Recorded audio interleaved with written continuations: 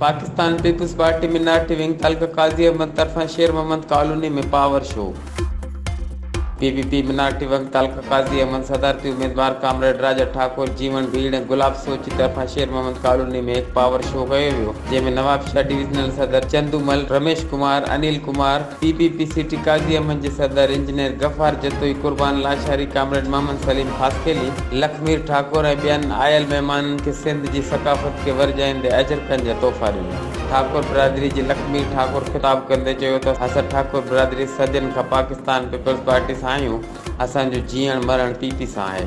असांजी बिरादरी जो को बि माण्हू पीटीआई में न आहे वियो। हिते चंद माण्हुनि असांजी बिरादरी खे बदनाम करे रहिया आहिनि। जिन दोस्तनि पीटीआई में ऐलान कया उहे असां सां गॾु बीठा आहिनि। केवल ठाकुर चयो त असां पीपीपी खे कॾहिं बि कोन छॾींदासीं। असांजो सिर्फ़ु मुतालबो इहो आहे त असांखे मंदरु ठाराए ॾिनो वञे।